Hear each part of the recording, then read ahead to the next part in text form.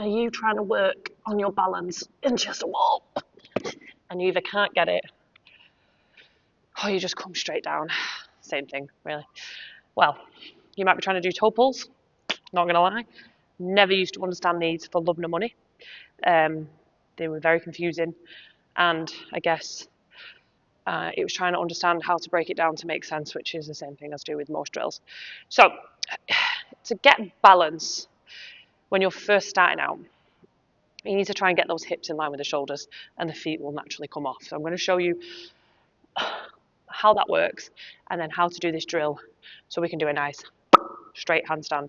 There is a harder variation which requires holding your tight shape and leaning off, but for those who are still learning, this is for you. Okay, so I'm going to cartwheel on because I'm just being efficient.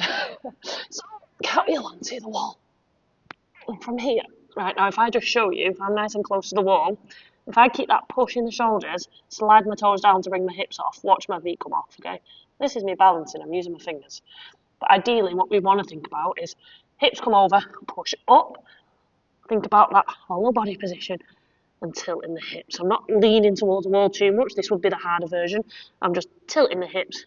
From here, it's then a little move forward with the shoulders to push up, to squeeze, to hold that nice, tight, straight handstand. Now, I'm making it look easy. It is not. It's one of the hardest drills I have had to learn. But one of the best drills for you to learn how to balance and also learn how to fall once you get your head around it. You start learning to fall in this, freestanding will feel easy, okay? Now, as per usual, if you tighten the shoulders, it's going to look a little bit different for you. You're going to probably have a banana back like that first one that I showed you, okay? I'm just going to show you a few things that people do wrong in this one. First being bringing the hips over, which is what I've already showed you. And then second, is when they lean forward too much with the shoulders. And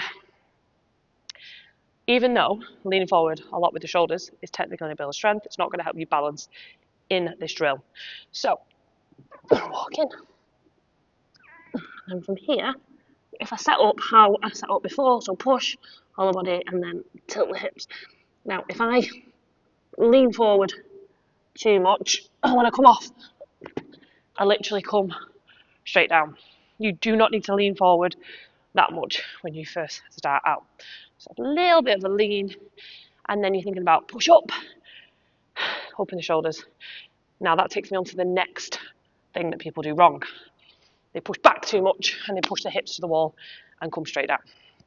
Let me show you. From here, get your right position. So they might do that little lean forward, but then they push back, go back to the wall.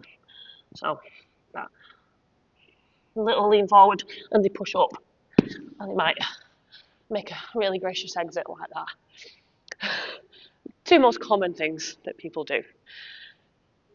Last thing, how does it look if you are tight in the shoulders?